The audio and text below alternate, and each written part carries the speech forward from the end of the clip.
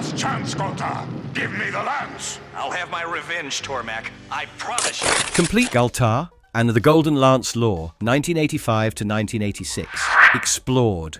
If you have grown up as a fantasy and sci-fi cartoon lover like me, you are probably familiar with the adventures of Galtar, an age-old story of swashbuckling heroism and mythical creatures. This production from Hanna-Barbera is quite iconic in its own terms, and while Galtar is no He-Man, it was a result of the rising popularity of the He-Man franchise. It tells the story of a young warrior, Galtar, and his quest to get rid of tyrant Tormarmac. In his journey, he is accompanied by Princess Galita, her brother Zorn, and a golden lance. However, this animated series had a short run of 2 years and finished with only 21 episodes. The show is written by Neil Barbera and aired in syndication as a segment of The Fantastic World of Hanna-Barbera. Now, if that isn't enough to jog your memory, we are sure our detailed lore of the show will get the job done. If you appreciate our efforts in bringing you this content, do hit the like button and subscribe to our channel for more of this cartoon awesomeness.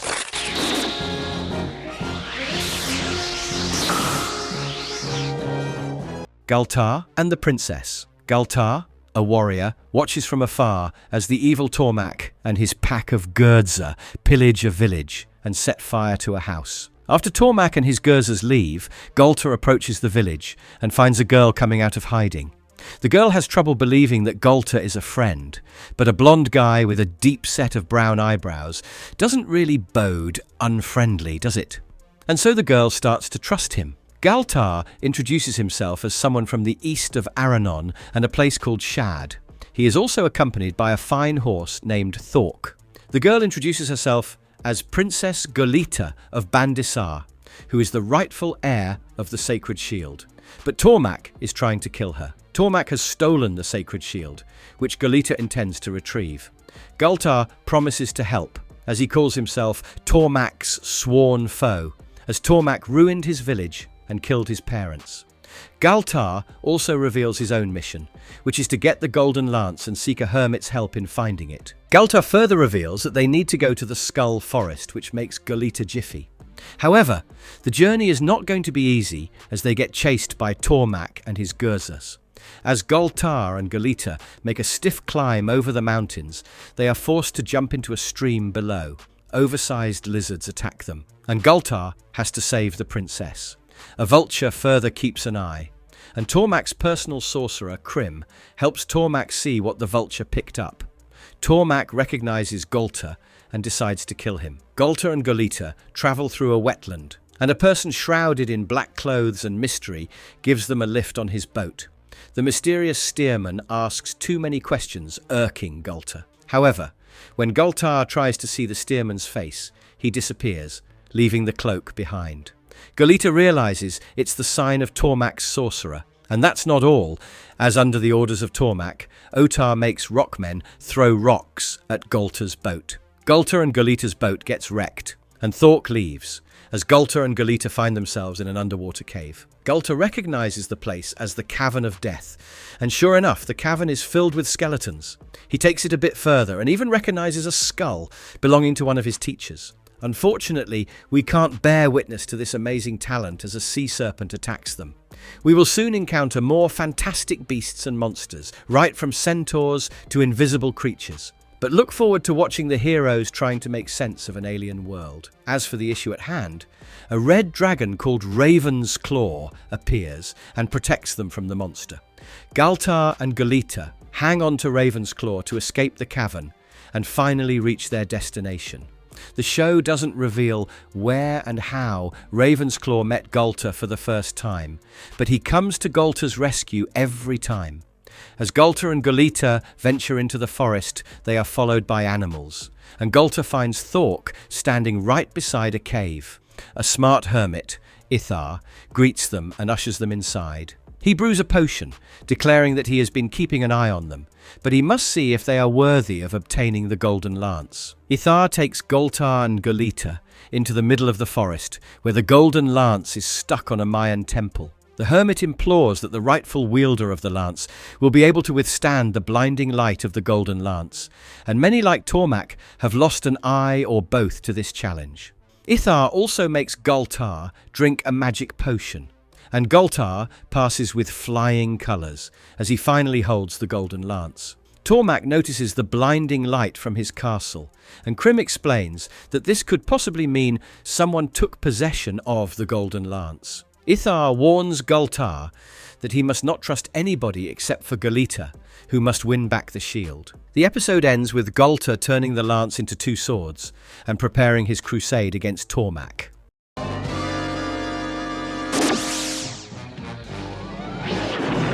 Skull Forest. Now that Galtar has the golden lance in his possession, he must practice wielding it and be ready to fight Tormarmac. As Galtar and Galita travel on Thork's back, Crim and Tormarmac watch them. Thanks to the sacred shield, which is linked to Galita, it's like a 24-hour channel that enables the evil ones to always keep an eye on our heroes. Crim explains the various powers and properties of the shield to Tormarmac, and one of them is protecting anyone who holds the shield from any attack, even from the lance. For demonstration, Crim asks Tormarmac to use his bolts of doom, which protect Crim. The heroes cross a dangerous river with water the colour of a ruby and face a sandstorm and bond over, finally reaching Skull Forest, where they notice a band of Tormac's Gurzas chasing after little monkey-like creatures called the Gnomes. Galtar and Galita save one of the Gnomes, called Pandat. Pandat explains that they can dig holes and live underground. When Pandat suddenly vanishes, a dwarf called Rak appears and explains that Gurzas catch Gnomes to make them work in mines. Rak invites Galtar and Galita inside his cave and complains about Tormarmac capturing the dwarves of his community and making them work in mines. However, it was only a ruse to imprison Galtar and Galita so that he could sell them to Tormarmac. The heroes realize that the evil little dwarf must also have sold his entire community to Tormarmac. But help is there. Just as Rak falls asleep, Pandat emerges from the ground and unlocks the cell. Galtar locks up Rak in the cell instead and leaves with Pandat. Pandat takes the heroes to his village. But to reach there, Galtar and Galita must climb a hill. Galita confesses to being scared of heights and falls while climbing. While Galita is mostly a damsel in distress, she often participates in action, while Galtar is a rip-off of Conan the Barbarian. As Galtar tries to catch Galita, both of them fall and land on a huge nest, probably belonging to Ravensclaw's mother. They fall on eggs and get covered by slime, but Pandat and his subjects pull them up. Pandat is revealed to be a prince of the Gnomes, and he invites Galtar and Galita to be a part of their celebration.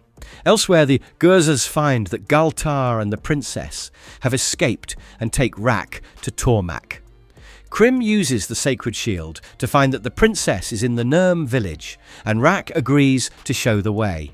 Back in the Gnome village, Galtar and Galita participate in the frivolity until Rak arrives with Tormarmac and the Gurzas. Galtar challenges Tormarmac in a one-to-one combat, but Tormarmac is equipped with the shield, and the stray shots cause an earthquake and a rock slide. Rak escapes, and so do the Gnomes, while Galita almost gets crushed by rocks, but Galtar saves her. Galtar gets upset at losing another opportunity to get Tormarmac and the shield, while Galita assures him.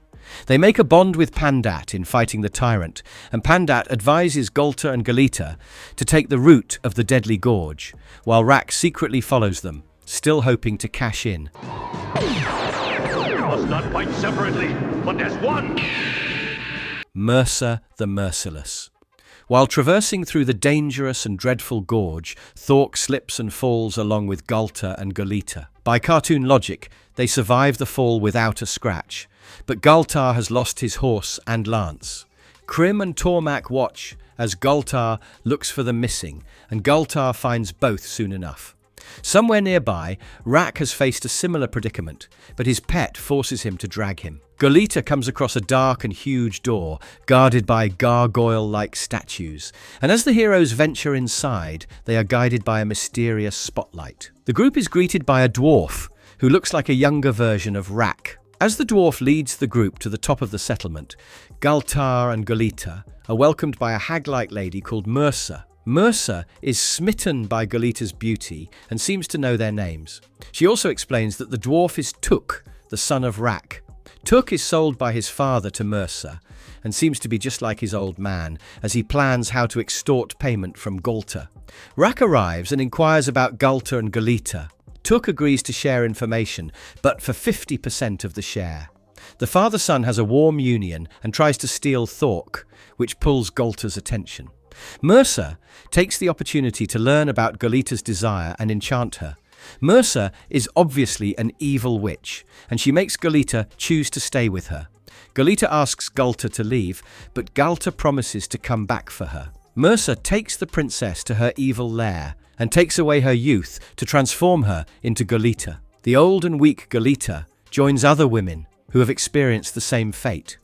Mercer fulfills the trope of a vain sorceress, and although she gets some retribution, her victims are not that lucky. Galtar moves towards Bandisar on his loyal steed when he gets attacked by bat-like creatures, but a knight in white armor and white steed shoots them down. The White Knight wonders how Galtar left the witch's abode, and when he learns that Galita is still there, the knight worries that it might be too late. Meanwhile, Tuk and Rak still argue over their cut as they trap Mercer by mistaking her for Galita. They bind the witch and take her to Tormarmac. Galtar and the White Knight reach the witch's place and find that the lift is broken. The White Knight appears to have mystical powers as he takes Galtar to the secret lair. There, they find the old women, including Galita and Mercer's giant pet snake, which attacks them. Galtar and the White Knight bravely fight the serpent. Galtar follows the White Knight's instructions to finish off the snake and destroy Mercer's throne. Simultaneously, Rak and Tuk present Galita, but really Mercer, to Tormarmac. The tyrant is pleased to see the princess captured, but just then the White Knight touches the real Galita and returns her youth, while the witch at Bandisar turns to her old self. Tormarmac penalizes Rak and Tuk by locking them up in the dungeon, but they still continue to argue. The White Knight bids goodbye, and when Galita seeks to see his face, he reveals it's just the white light of virtue. The knight vanishes, promising to support the heroes in their war, and finally, Galtar and Galita ride off into the sunset. And I say, Galtar passes! Galita's reunion. Somewhere in the forest, Tormarmac and the Gurzas chase after a little boy. The boy is brave and quite capable of defending himself as he uses his uniquely designed weapon, the Sky Screamer. The boomerang-like weapon teases the Gurzas and gives the boy time to escape and climb the hill. However, he runs out of luck, and a giant working for Tormarmac catches him. Tormarmac takes the little boy to Bandisar and makes him work in the mines, and then he calls for Rak and Tuk. Tormarmac explains to them that the little boy is Galita's brother Zorn, and he intends to use Zorn as bait to capture Galita. Tormarmac makes a deal with Rak and Tuk to let them go and reward them if they can lure Galita. Krim further sprinkles fairy dust on the shield to locate Galtar and Galita. The heroes find themselves hiding in the forest, with Gurzas constantly on patrol. As Galtar goes alone to scout for a safer route, Galita is left behind. The constantly bickering Rak and Tuk encounter Galita, and despite her distrust, they manage to spill the information on Zorn. As expected, Galita asks them to take her to Zorn, and the conniving dwarves take her to a secret cave where Tormarmac catches her. But Galita also reunites with Zorn, who she thought had perished in the village fire. Tormarmac rewards Rak and Tuk with a bag of gold, and the two start fighting for their share. As they continue arguing, Galtar finds them and rips off the bag, only to find they are filled with rocks. Galtar demands to know where Galita is, and the dwarves tell him. However, Galtar has to confront the giant and uses his golden lance to escape his clutches. Galtar tries to disguise himself as one of the slaves, but his shining lance gives him away, and he eventually gets caught by the Gurzas as the lance slips and falls. Tormarmac drops Galtar into a pit, where he reunites with Galita and meets her brother Zorn. Needless to say, Zorn is not impressed. Just like Rak and Tuk, Zorn has a pet mount named Coda. Nevertheless, Tormarmac releases a giant lizard into the pit, but it's Zorn who tricks the lizard into returning to his cage. On the other hand, Ithar tries to retrieve the lance, but Zorn, Galtar, and Galita escape the pit and use a rope to trip Ithar. Galtar takes back his lance and again ties up Drago's ankles without him realizing. The trio escapes on the back of their mount, but Drago and Gurzus chase after them. Tormarmac rallies his Gurzas to catch the heroes, who have to slow down as Zorn waits to recall his Sky Screamer by using his mind-controlling power.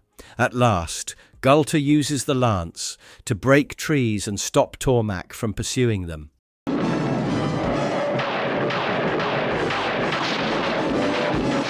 Shadow Haunt. Galtar, Galita, and Zorn continue their journey to Bandisar, as they get continuously chased by Ithar and the Gurzas. However, the Gurzas retreat as the team heads towards the Valley of Shadowhaunt. Tormarmac gets angry when Ithar returns empty-handed, but Krim and Ithar point out that nobody returns from that valley. The heroes dream of retirement, bubble bath, sleep, and good food as they approach the valley. Galita suddenly senses someone stalking them, which turns out to be frog-like forest creatures.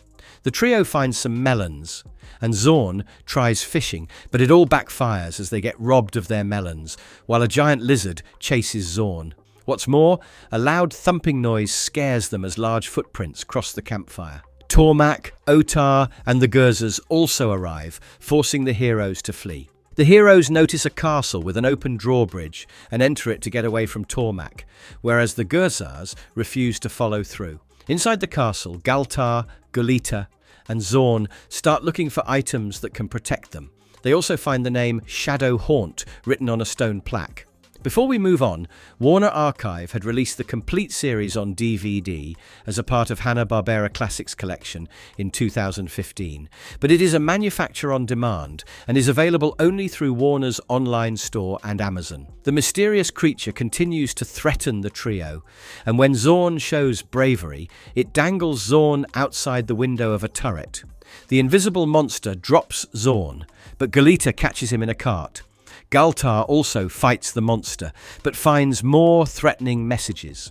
The trio makes up a plan and drops tar on the monster to make it visible. Shadowhaunt turns out to be a really scary-looking monster, but not as scary for Zorn and Galtar as they both fight the monster. Galtar uses his lance on Shadowhaunt, but the tar melts and the monster vanishes through a drain.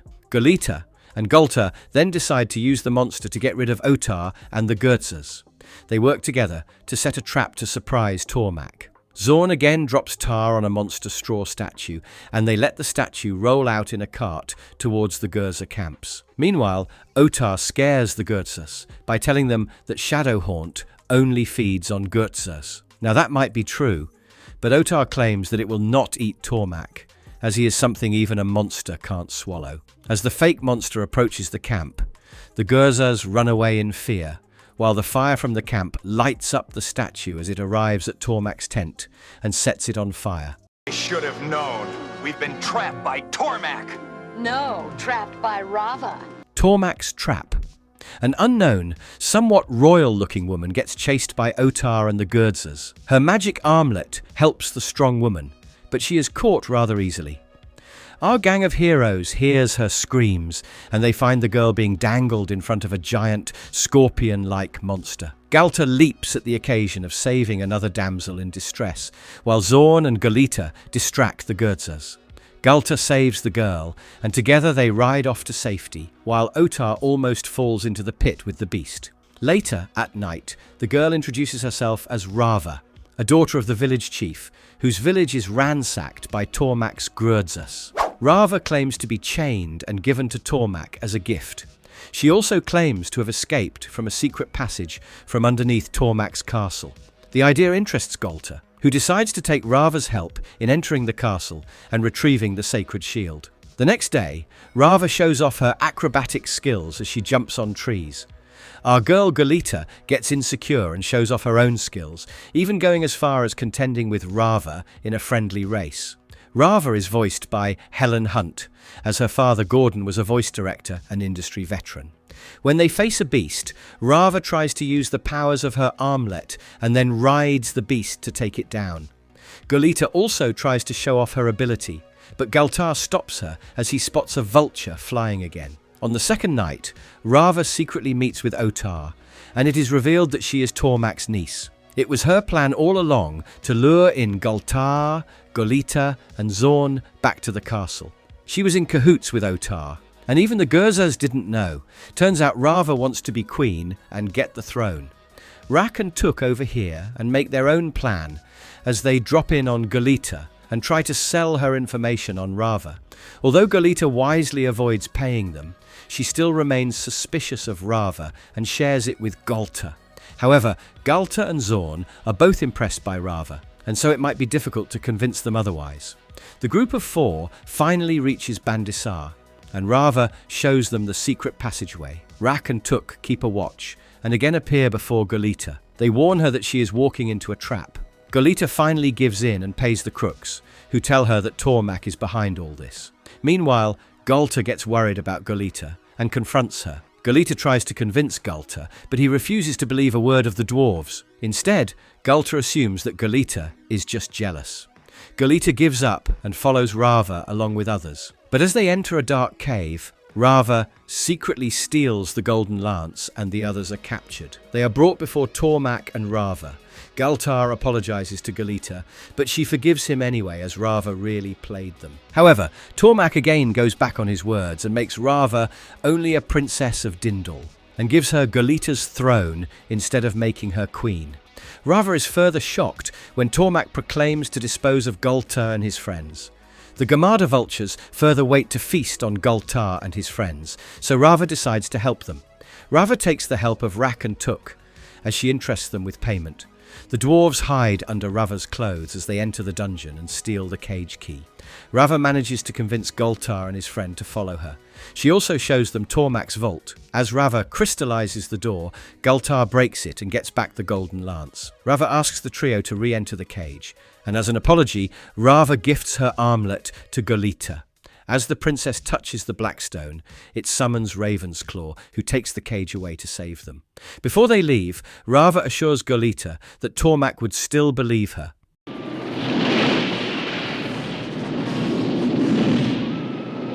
Wicked alliance. Mercer is minding her business, trying to make herself young and beautiful again, when a ball of fire enters her cabin.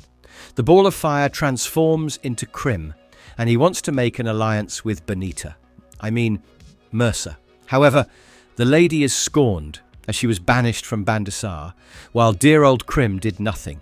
Mercer conjures snakes to attack Crim, and he turns them into logs. Crim brings forth the proposal that they will get rid of Galtar and deliver the golden lance to Tormarmac, so that Mercer can return to Bandisar. However, the alliance will be secret, and Crim will get the credit. Mercer agrees to the deal, which is a stupid move indeed. Rak and Tuk overhear as Rak realizes Crim is in fear of losing his job. Rak gets ambitious, as he plans to replace Crim as Tormarmac's go-to wizard. He decides to steal a retired sorcerer's book of spells to do the job. Mercer and Crim use the sacred shield to trace Galtar and his friends. They use a skull-like carving to summon a monster. A giant-sized version of the skull appears in the desert, and Galtar allows Zorn to let off some steam as the boy pretends to fight it. But soon, it turns out to be a very real situation as the monster wakes up and attacks them.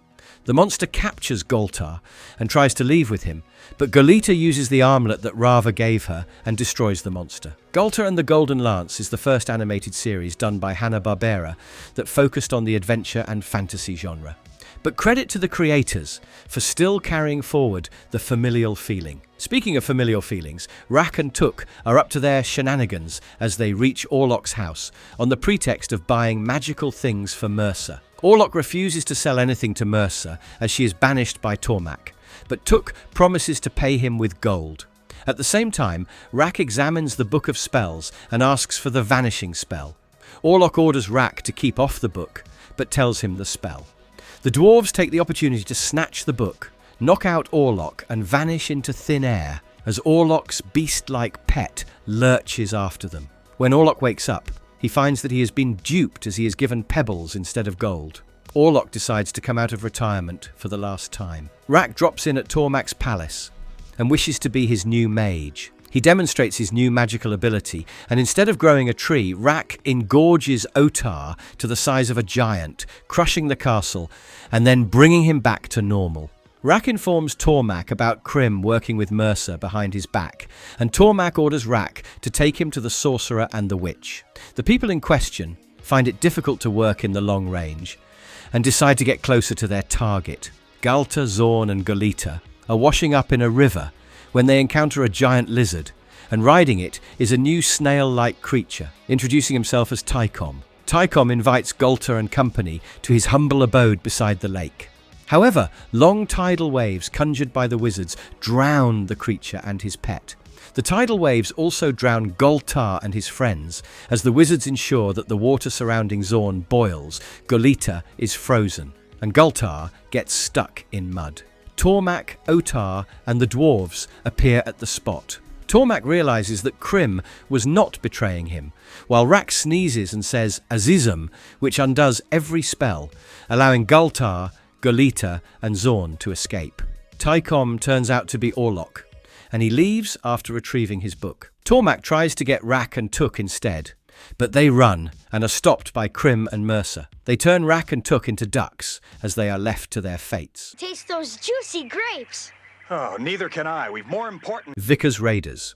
Rak and Took have amassed quite a few gold coins, thanks to Tormarmac. However, they are still arguing over them. As they continue to bicker, they knock into Galtar and Zorn. Galita and the rest laugh at the dwarves, but it's soon time to run as Vikor's raiders appear.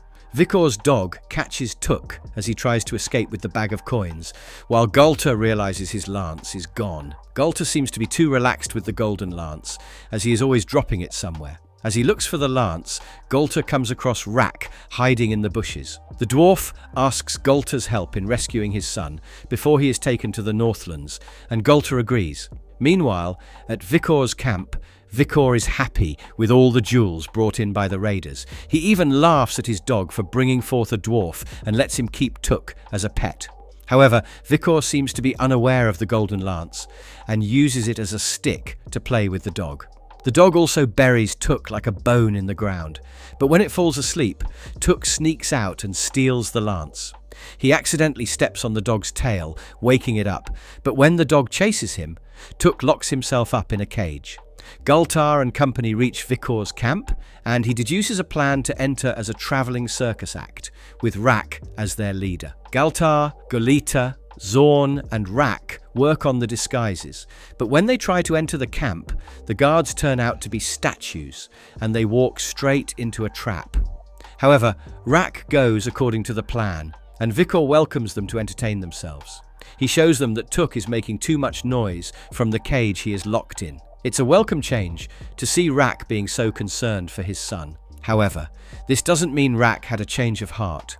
Galtar, Galita and Zorn perform acrobatics, and Galtar also tosses Rak so that he can save Took. However, both father and son are caught by the dog and brought before Vikor.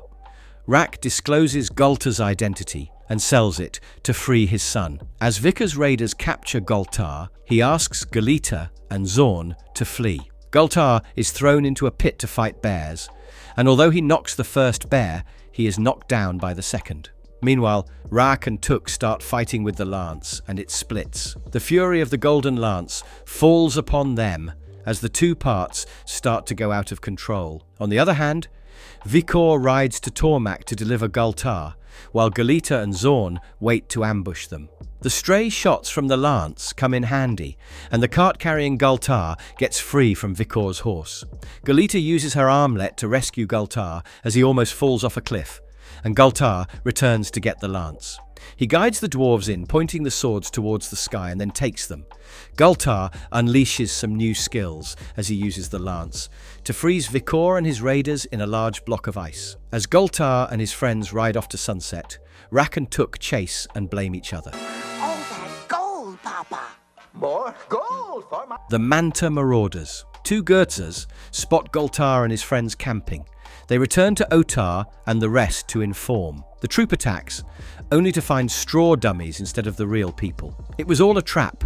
as Galita rides Ravensclaw and starts dropping melons on the Gurdzas, shooing them away. Rak and Tuk wait under the Gurza caravan filled with jewels, and once they get the opportunity, the dwarves hide inside the chest of jewels. Not sure what Rak is trying to achieve with this, but let's believe him. Meanwhile, Galtar and Zorn celebrate Galita's reign in the sky. But not for long, as alien aircraft appear out of nowhere and start stealing Tormac's jewels and riches from the horseback. Something worth noting, Tormac and his Gurzas, including Krim, are designed in a very Mongol-esque pattern, which gives a more diverse flair to the series. Coming back to the episode at hand, the aliens also take the chest with Rak and Tuk. A vortex further appears in the sky as Ravensclaw and Galita are pulled into it. Galtar uses the lance to save themselves, but the lance falls as Galtar and Zorn are sucked into the vortex, while Ithar watches with surprise. The story now shifts to an alien world, where two aliens try to take the chest to their master Cordo, and although they have not seen their master before, they shake in fear. Cordo appears to be a big blob of green slime that subjugates the people of the alien world of Manta. Galita protests against being held captive, and an alien subject also shows the lance to Cordo. Galita claims that it belongs to a great warrior, but the Mantayan refuses to believe her. The Manta subjects also bring Galtar and Zorn as captives, but Galtar refuses to explain the weapon. To threaten Galtar, Cordo sends Galita to an underground basement. It is soon revealed that Cordo is actually a person who has so far used machines and tricks to scare away the residents of Manta and make them follow his orders. All this while, Rak and Tuk keep a watch from the chest and devise a plan to escape. The duo follows the path taken by Cordo and finds him enjoying the loot of jewels kept in a cell. Rak and Tuk take control of the slime in their own hands, while Zorn takes the help of the Sky Screamer to get rid of the aliens. While running away from the guards, Zorn and Galtar enter the main hall, just as Rak and Tuk activate the slime monster. Their constant bickering gives them away as Galtar realizes who is behind the machine. Rak surprisingly gives in and makes a deal so that Galtar can help all of them escape. An alien eavesdrops on the conversation and gets ready for mutiny. Galtar promises to help, but only after he finds Galita. Cordo tricks Tuk to open the trapdoor again as Galtar and Zorn fall into the same basement holding Galita. On the other hand, Rak and Tuk unintentionally destroy Cordo's console and set the place on fire. Cordo asks Rak and Tuk to let him out so that he can control it. However, it's not enough to regain the trust of the Mantayans, and while some remain doubtful, others believe the real Cordo is back. Galtar also returns the armlet to Galita, and the trio escapes from the basement. They break into the control room and make a deal with Cordo to let him escape with them if he opens the vortex. Cordo, Rak and Tuk get into an argument again as they try to collect some jewels before leaving. When the aliens break into the room, Cordo opens the vortex and a secret door to escape. Galita rescues Ravensclaw and rides it along with Zorn, but Ravensclaw also takes Rak and Tuk. Galtar and Cordo ride one of the Manta jets, and although Galtar uses the lance, the engine gets attacked by a Manta marauder. Cordo gives Galtar a stone to stop the fire, but the engine is still damaged, and so he asks Galtar to use the lance to get on top of Ravensclaw. Cordo pretends to attack Ravensclaw so that the Manta marauders think he is on their side. As Galtar and company return through the vortex, Rak and Tuk realize that Cordo stayed behind to retain all the riches. Another trap? The Master Fighters.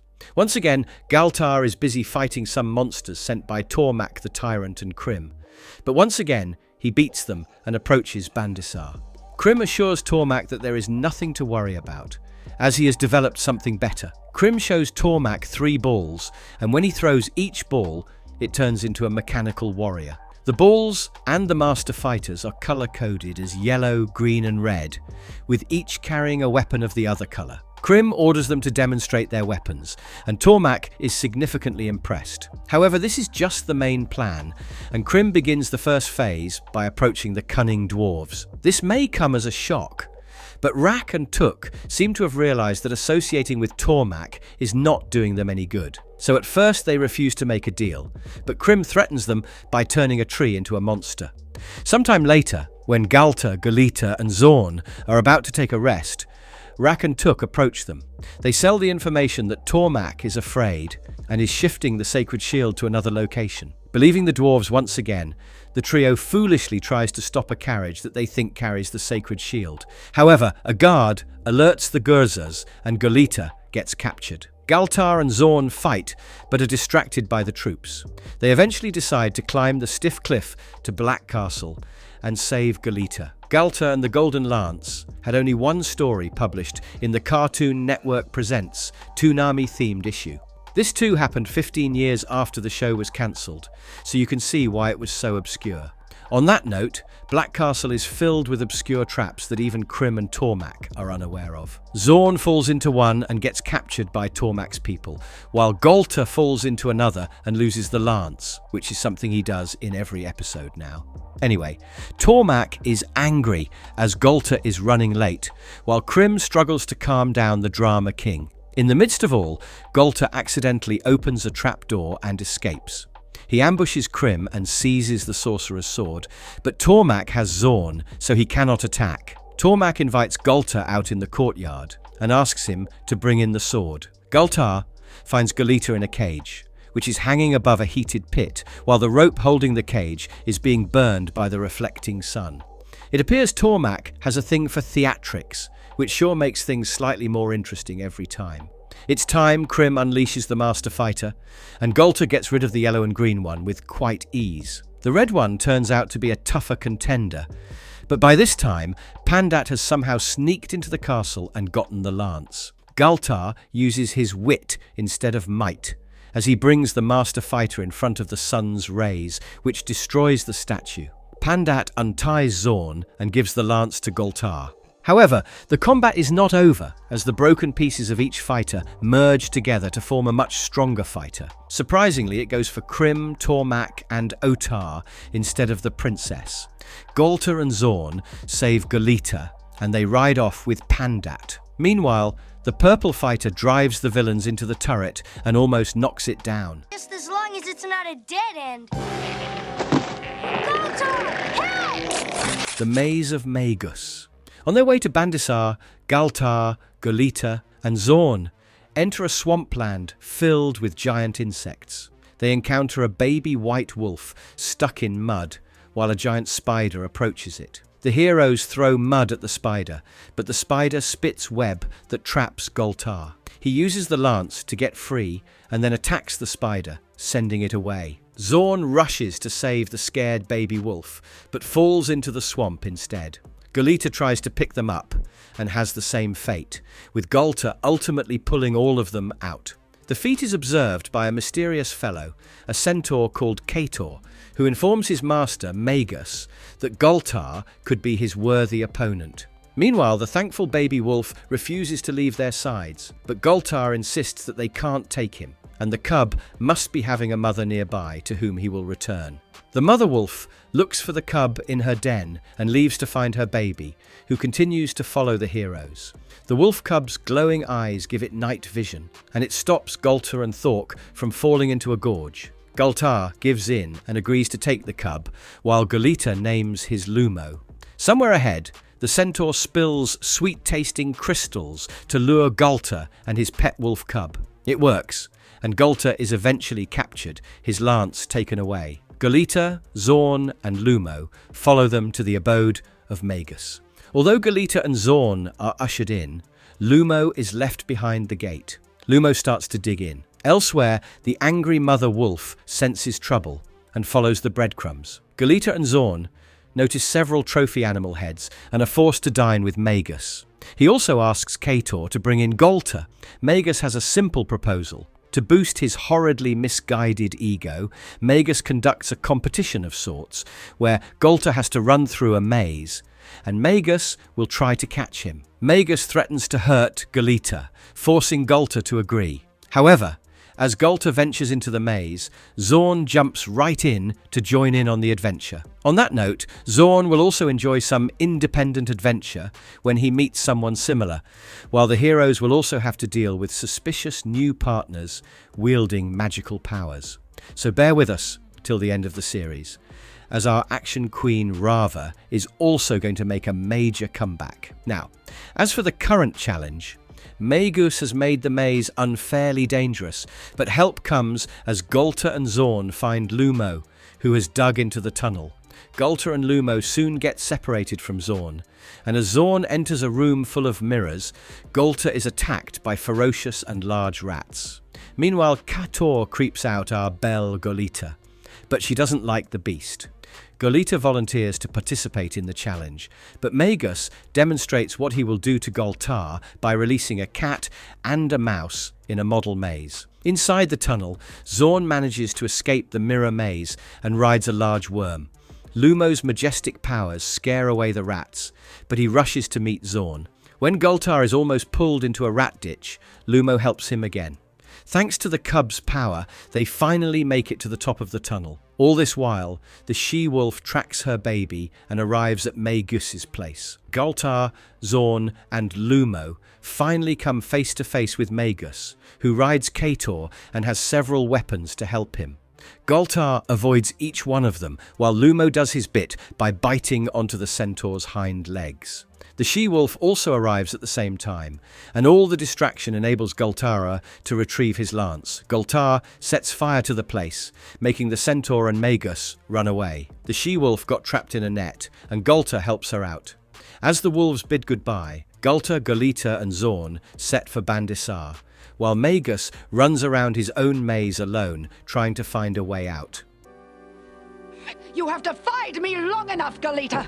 Free her, Falca! Falca, priestess of prey. Trouble always finds its way to Galtar and his friends. This time, the story begins with Galita and Galtar being restrained inside the nest of a vicious harpy called Falca. The woman wants the golden lance and asks Galtar, but he has decided to keep silent. Galtar doesn't respond to Galita, but when the priestess threatens to hurt Galita, Galtar can't keep his calm. Somewhere else in the forest, Rak and Tuk try to escape someone by taking a wooden bridge, but someone catches up. It's Zorn, and he demands to know where Galtar and Galita are. After much coaxing, Rak and Tuk tell the story of how in the middle of the night they were sneaking upon the campers, trying to steal the golden lance, but it was not with Galtar. They had to completely abandon their plan when the demon-like Falca swooped in and kidnapped Galtar and Galita. Zorn reveals he has the lance and tries to make the dwarves say where Falca has taken her victims. However, the treacherous dwarves cross the bridge and cut the rope before Zorn can make it. Fortunately, a bird boy rescues Zorn and takes him to his nest. When Zorn wakes up, he introduces himself as Talon, and the last of his kind, since Falca has destroyed the rest of them. Meanwhile, Rak and Tuk try to climb the tree to get the lance and are attacked by a flock of birds. Speaking of birds, Galtar had a non-speaking cameo in the Harvey Birdman Attorney at Law episode called SPF. Birdman Talon flies down with Zorn at his back and calls off the birds from attacking the dwarves. Talon mentions Falca storing her treasure in the aviary, which gets the dwarves immediately interested. Zorn notices that Talon can control the birds and asks for his help in reaching Falca's aviary. However, Talon is too scared and refuses to help. He sends his birds to scout Falca's aviary instead. Falca intends to use the golden lance to build her own empire like Bandisar. She has strapped canvas wings on Galita and intends to drop her to make Galtar talk, but the birds arrive at the right moment, saving Galita's fall. Falca realizes it's Talon and curses him. Meanwhile, Zorn practices flying rather unsuccessfully with a pair of makeshift wings. When he fails, Zorn realizes Tuk could be good at it, since he is small and cuddly. But Tuk crashes after his flight goes out of control. As Zorn gets desperate and insults Talon by calling him a coward, Talon finally agrees to fight back. He calls on larger birds to carry them to Falca's place. As the group enters the aviary, a fight takes place. Zorn returns the lance to Galtar, enabling him to escape the ice block he was stuck in. Galita claims to deal with Falca alone, as she starts to get the hang of her false wings. However, it is rather unmatched, and Talon comes to her rescue. Talon wins as Falca falls over the window and crashes. With Falca gone, Talon's people start returning, while Rack and Took look for the treasure. Unfortunately for them, it turns out to be a large amount of birdseed. There's no stopping this wicked wave. The Silver Sword. It's a night of thunder and storm, which even makes Tormarmac uncomfortable. Tormarmac asks his trusted advisor, Crim, what it all means, and the sorcerer tells him it is the sign of the end of an era. He speaks in more riddles, ultimately confirming that it's the precursor of a comet called Finger of Fire that can be harnessed to create the greatest weapon that can take down Galtar. Tormarmac and Crim start preparation as they set up a trident on the top of a turret. As lightning strikes the trident, it powers up a mechanism. The comet hits the trident, powering up a sword. Crim calls it the Silver Sword, as it sends sparks and fireworks into the sky. Galtar, Galita, Zorn, and Ithar witness the phenomenon. Ithar is terrified when he realizes what's happening and explains how an evil comet is used to create the Silver Sword, which can only be in the possession of a terrible person like Tormarmac. Ithar asks Galtar to destroy the sword, or the power of the comet will destroy the world. Galtar and company ride off to the Dark Crystal Mountain and notice that it's gone, thanks to the Silver Sword. Galtar asks Galita and Zorn to stay put as he takes his steed to fight Tormarmac. However, Galita and Zorn don't listen, which works out just fine as they help Galtar when he is trapped. In the meantime, Rack and Took try to get away with a sack of Tormarmac's gold. Rack refuses to share it with his son, and when Rack falls into quicksand, Took makes negotiations before saving him. However, in all this chaos, the sack of gold falls into quicksand and vanishes. Later, at night, Galtar simmers in anger as he broods and tries to think upon a plan. Zorn is more about attacking, and when everyone falls asleep, he sneaks out. Zorn creeps into Tormarmac's tent, gets hold of the sword and tries to kill Tormarmac. However, it turns out to be Ithar, and the real Tormarmac captures Zorn.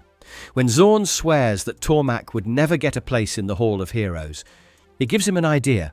For a truly light-hearted children's show, Tormarmac is a very serious and terrifying villain with no redeeming qualities. Rack and Took hide in the Hall of Heroes, where they witness a traveller come to pray. Tormarmac arrives with Zorn in tow and holds the traveller captive. The dwarves sell the information to Galtar and Galita, as Galtar promises to give them a family heirloom worth more than the lance. It turns out to be a goat-skinned water bag, and this time the dwarves are duped. Galtar shows up at Tormarmac's camp and distracts him, while Galita sneaks into the hall to rescue Zorn and the traveller.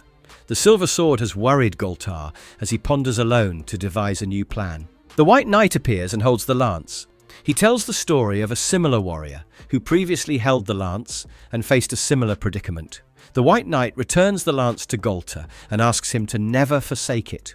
With renewed confidence, Galtar accepts Tormarmac's challenge, but Tormarmac is a cheater as he secretly asks Crim to use blood magic to tip the balance. Galtar also has White Knight by his side, who destroys the demon Crim conjured. Galtar almost gets crushed by rocks, but his belief in the lance helps him destroy the sword for good, and Tormarmac retreats. Zorn, get away! Zorn meets Marin. It begins with Zorn practicing swordplay with Galita, and as she is defeated, she falls into the river below. Zorn spurs with Galtar, but the hero defeats Zorn and playfully shoves him into the water. However, Zorn doesn't come up to the water, and Galita starts to worry. Galtar jumps in, but can't see anything due to the current. Galita also dives in, but cannot find Zorn. They start to believe that Zorn must have been taken downstream by the current. Galita and Galtar are right as the high current takes Zorn through several waterfalls until he comes up on shore in a mysterious place. An alligator-like monster tries to eat him, but a wild girl saves Zorn. The prince befriends the wild girl called a Marin, who shows off her weapon and skills. Zorn does the same, but they are suddenly attacked by a giant called Tor. Marin guides Zorn as they run away from the giant and go deeper into the place. On their way, Zorn is attacked by other creatures, but Marin helps him. Meanwhile, Galtar and Galita follow the river, but are unable to find any sign of Zorn. Galtar uses a tree log as a raft to sail through the river, and Galita joins him. They follow the same path and finally arrive at the mysterious land. As they notice the tracks left by Zorn and Marin, they decide to follow them. Meanwhile, the giant caught up to Marin as she was busy taking down a creature to save Zorn. The giant catches Marin and starts walking away with her. Zorn realizes that Marin has been abducted and looks for her. Marin is the only ship that Zorn has in this series, while Galtar and Galita are canon. There's also a ship tease regarding Galtar and Rava, but as you can see, it doesn't work out. Anyway, Zorn locates Marin and the giant. Zorn teases the giant to make him chase after him and ultimately knocks him out. Zorn and Marin reunite as Zorn learns more about the land. They also meet Marin's adoptive sister, a cat creature, who thought Zorn was food until Marin stopped her. Galtar also shows off his pole vault skills to impress Galita, and when she tries to do it, she almost falls into a trench. Galtar saves the heroine, and soon they locate Zorn and Marin riding the cat. The kids come across some nocturnal entities called the Buried Ones, who apparently only come out at night to feast. Galtar and Galita use their weapons to scare away the Buried Ones, and Marin promises to show them a way out of the Lost Valley. Since Marin came to the valley the same way Zorn did, Galita asks her to join them. However, Marin is reluctant to leave her home and family. The decision is made when an earthquake separates Marin from the rest. As Zorn leaves with his friends, he decides to come back for Marin later. Just in time. Vikor's revenge. Vikar's raiders have caught a fisherman who cries for help, bringing the attention of Galtar and his gang. Eager to help, Zorn jumps off to save the fisherman and cuts through the net, while Galtar takes care of the raiders. However, as they pick up Zorn from the water, the raiders attack again and abduct Zorn. As they leave with Zorn, Rak and Tuk hide themselves in a bag of fish so that they can travel to Vikor's island and loot his treasures. The fisherman comes up to the water and introduces himself as Argus to Galtar and Galita. He promises to help them get back Zorn and calls in his sea friends, 3 sea drones that they can ride. Meanwhile, the raiders take Zorn to Vikor's warship, and Vikor is more than pleased as he wants to use Zorn as bait to lure in Galtara and get his revenge. Galtara and team spot the ship, but as they approach it, a giant, 3-headed, fire-breathing dragon attacks them. Galita falls off her water steed, and Argus saves her, while Galtar uses the power of his golden lance to defeat the beast. However, by this time,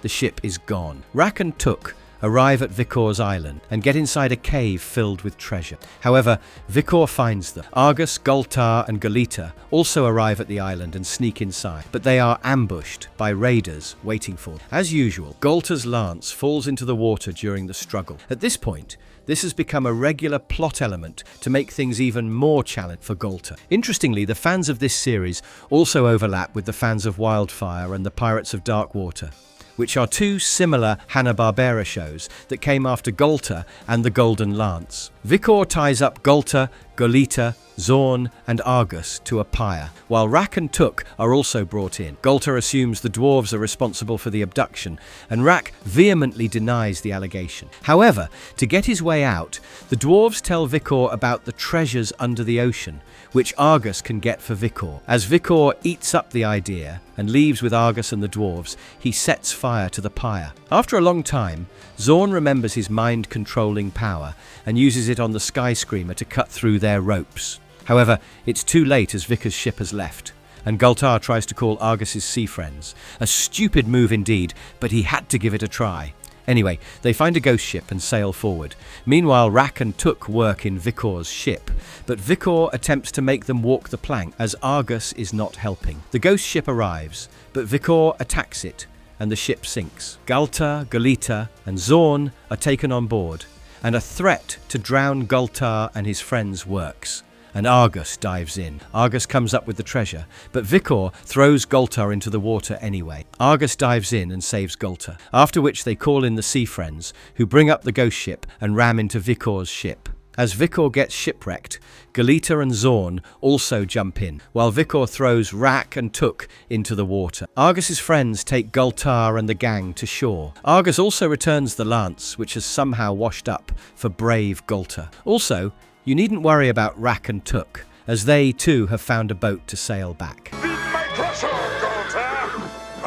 Galtar's challenge. Galtar and friends are almost near Bandisar and refresh themselves from a well. They are surprisingly accompanied by Rak and Tuk, who seem to have chosen side. Rak sees a mirage of an ocean of water. Galtar explains it's a wicked illusion caused by the last barrier, Dooms of the Dead, before they reach Bandisar. As the entourage makes way through the valley, Rak and Tuk stumble upon an armor, which turns out to be a Gurza. Galtar and friends find themselves in a trap in the old battlefield, but it doesn't take much for Galtar and the Golden Lance to take down Otar and the Gurzas. But Galtar is not satisfied, and he sends Rak and Tuk with a message to Tormarmac. It's an open challenge for a one-to-one combat, with the shield and lance at stake. As Krim advises Tormarmac, the tyrant agrees, but he cheats and sends one of Krim's creations, an iron dragon. Tormarmac is made to look like Christopher Lee, and Brock Peters added an English accent to sound more like Christopher Lee.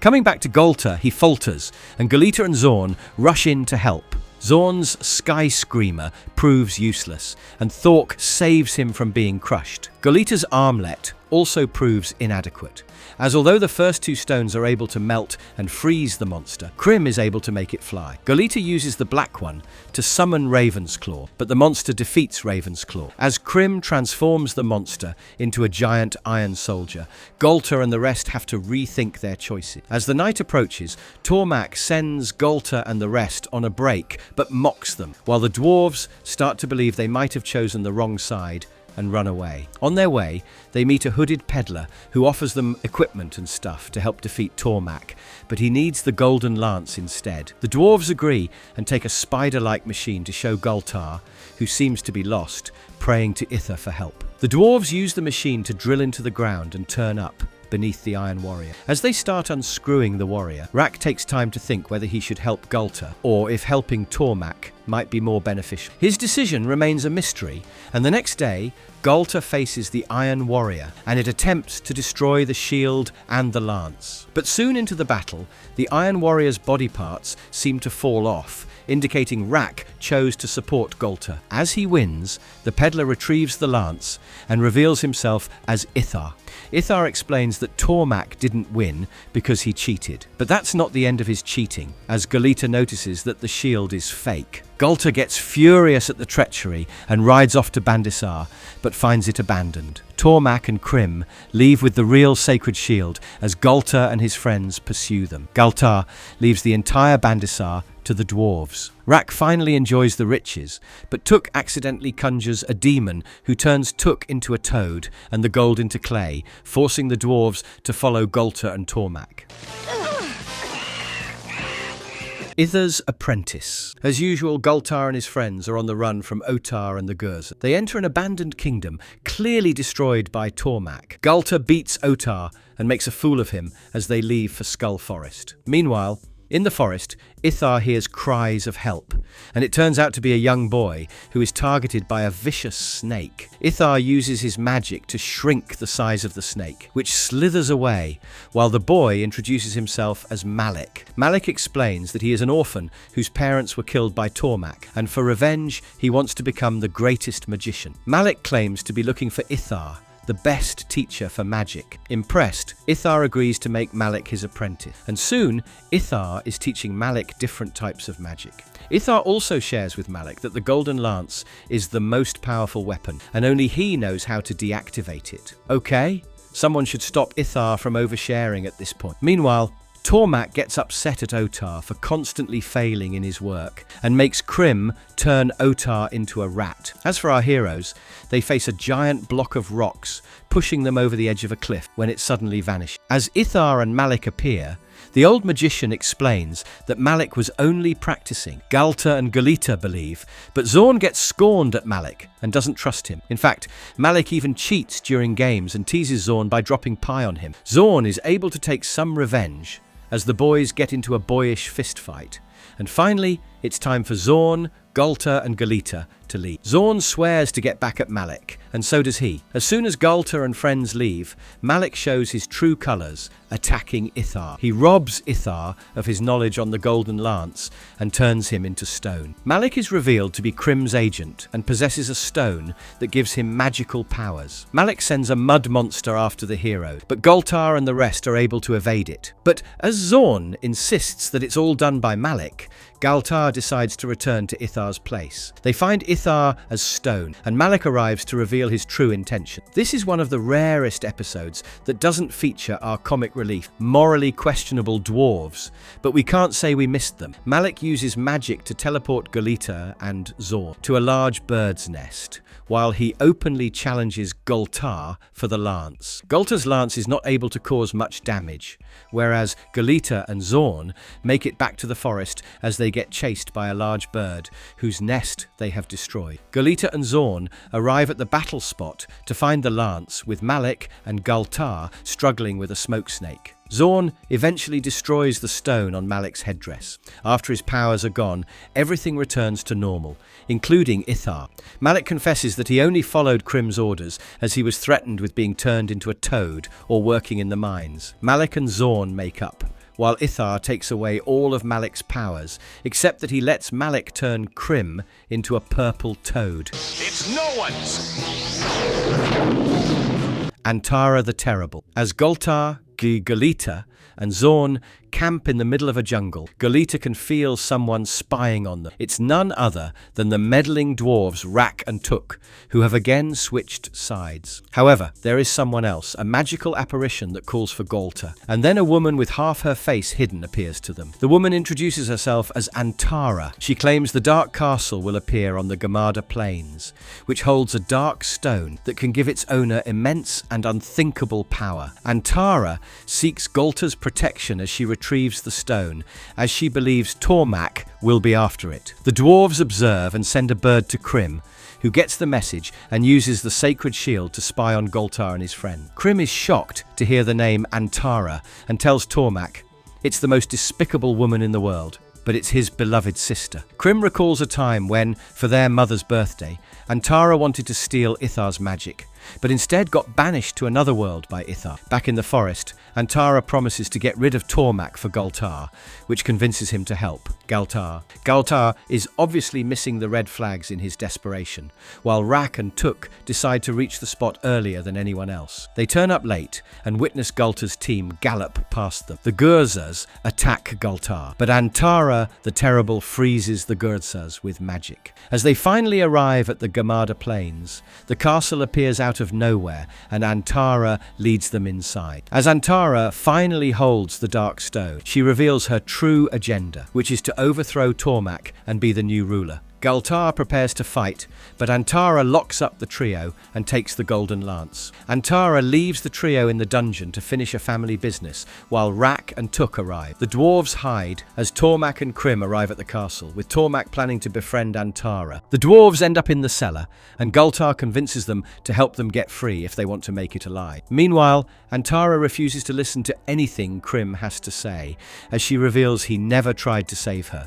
Antara also refuses to be just an aide to Tormarmac and attacks him, but Krim saves Tormarmac, leading to chaos. Now, Free Galtar takes advantage of the situation and takes back his lance, but Antara conjures a double-headed dragon. Tormarmac and Krim leave, while more chaos ensues as everyone tries to grab the stone, and Galtar ultimately destroys it, bringing an end to Antara's magic. However, it's also daybreak, and that means the castle will disappear. Tormarmac and Krim watch from afar as the castle starts vanishing, and everyone escapes the castle except for Antara. She promises to come back for Krim, but that's not all, as Tormarmac has gotten pissed off after the entire affair. He makes Krim dress up as a jester and dance to entertain Tormarmac. Tormac's treachery. Rak dreams of getting all the wealth in the world for himself, leaving Took nothing. His sweet slumber is broken when Took wakes him up about a raid. They witness Gurzas hunting Nerms to use as miners. They further overhear Tormarmac and Crim planning on hiding the sacred shield in the lair of the snow demon. Crim delivers a very detailed route for the lair of the snow demon. Turns out, Tormarmac and Crim intentionally shared their plan publicly so that the dwarves could sell it to Galtar. The plan works, as the dwarves approach Galtar with the information, and the heroes choose to follow Took's direction to reach there. Tormarmac and Crim arrive early at the snowy and windy mountain, but the freezing temperature becomes too much for Tormarmac. When they encounter a monster, Crim flees, leaving Tormarmac alone. As for the other group, Took gets confused about the right direction as they arrive at the crossroads. They take the wrong path and are attacked by stone giants. Galtar saves everyone except for Rak and Took, as he finds a secret passage, and any delay would get the stone giants after. The passage takes Galtar, Galita and Zorn into the very same snowy plains that Tormarmac and Crim have recently visited. Galtar uses the heat of the lance to keep everybody warm, but a cyclops catches Zorn. Galtar uses the lance on the snow demon, but its scream is enough to throw off Galtar and Galita. The snow demon takes the trio as prisoners into his igloo and uses them as slaves to keep the igloo warm. Much to their shock, they find Tormarmac imprisoned by the snow demon, but Tormarmac shares some valuable information about the snow demon's weakness. As you can guess, it's time for a good old villain and hero team-up. So despite all of Galita's warnings, Galtar makes a deal with Tormarmac. Galtar and Galita start dancing to entertain the demon, and at the same time increase the heat so that the snow starts melting. It's really unfortunate that the writers often completely forgot about Zorn's mind over matter power. The snow demon appears not to be that dumb as he realizes what's happening, but it's already too late as Galtar grabs the lance and Galita goes for the shield. Galtar hurts the demon's one eye and cuts through the chains of his friends. He also breaks Tormarmac out of his cell. However, it's not easy to get out as the demon's giant pet blocks the door. This time, Zorn takes his chances and uses the Sky Screamer to keep it distracted, while he and Tormarmac escape. Galtar and Galita also follow. Tormarmac and the heroes shove a cage together to escape the lair in the cart. Later at the crossroads, Tormarmac shakes Galtar's hand, only to reveal that it was all a lie. As Crim and Ithar approach from nowhere, Crim takes the shield from Galita, and Tormarmac demands the lance. However, in another twist of events, the stone giants and their new leader, Rak, appear as the stone giants start throwing rocks. Tormarmac and Galtar's team are separated, allowing the heroes to escape. Tormarmac tries to kill the dwarves, but they make it alive. Rak confesses that he made a deal with the stone giants about giving them the lance. But as the stone giants turn on him, the dwarves leave with Galtar. Love of evil. A group of slug-like creatures called Slorgs approaches Bandisar, while Ithar and the Gurzas wait to welcome them. The Slorgs are visiting Bandisar with their king Yoggoth, as he and Tormarmac are about to make a peace treaty. Our heroes spy on the previously warring communities and wonder what's going on. If anything, that's worse than the gross appearance of the Slorgs is their stench, which reaches Ithar before the entourage arrives. However, a Slorg guard notices Galtar and friends spying on them, and the Gurzas attack Galtar. To show off, the Slorg also spews slime on the heroes, which smells horrible and gets them stuck. Galtar manages to retrieve the golden lance and use it to clean themselves. The heroes get into a direct confrontation and are able to bury the Slorg soldier and a Gurza in rocks before they escape. The Slorg and Gurza decided to keep mum about their disastrous encounter. Galtar and his friends realize that to get information on what's happening, they must visit the city or learn it from eavesdropping dwarves. Rak and Took overhear it right on cue and get to work. Meanwhile, at Tormarmac's court, Rava wonders why Tormarmac called her for his peace negotiations, and Tormarmac informs her that she was requested. Finally, the Slorgs arrive, and King Yoggoth emerges from a slimy bubble bath to meet Tormarmac. The disgusting creature demands Rava's hand in marriage, as a condition to sign the peace treaty, and Tormarmac agrees. Rava vehemently refuses and leaves, to which Yuggoth demands that Rava must willingly marry him. Tormarmac orders Krim to concoct a love potion for Rava and sends the guards to catch her. As Rava tries to escape, she encounters the dwarves and pays them to send a message to Galtar for help. However, nothing good can be expected from Rak, and he decides it's time for a triple cross. Rak sends Tuk to inform Ithar, and the guards catch Rava, while Rak sells the information to Galtar. Zorn further witnesses Rava's capture and informs Galtar. Soon the love potion is administered to Rava, and when she wakes up, she sees Yuggoth in front of her and falls in love with him. Galtar, Galita and Zorn witness Rava's wedding as she voluntarily enters Yuggoth's bubble broth to get married. As the Slogs leave with the newly married couple, Zorn and Galita wonder why Rava would get married to Yuggoth. Galtar notes that it's politics, but Galita's female intuition says otherwise, and she decides to investigate. Now, on a fun tidbit, you already know that Galtar and the Golden Lance is slightly based on He-Man. But did you know that He-Man is itself based on Hanna-Barbera character Mighty Mightor? It's funny how things come around. On that note, Rava would have never thought that Galita would help her. The princess not only spies on Rava, but also finds out how Rava is continuously fed a love potion and treated as a servant by Yuggoth and his similarly grisly sister.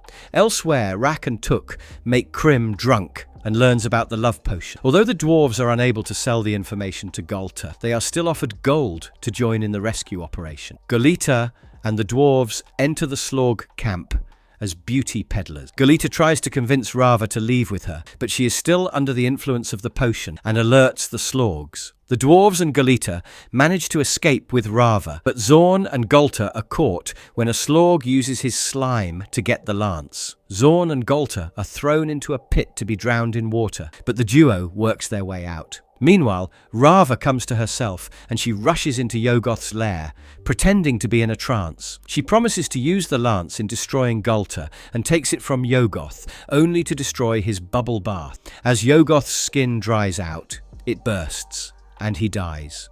However, his army is already sent to stop Tormarmac, who intends to use the laser field to destroy Galtar.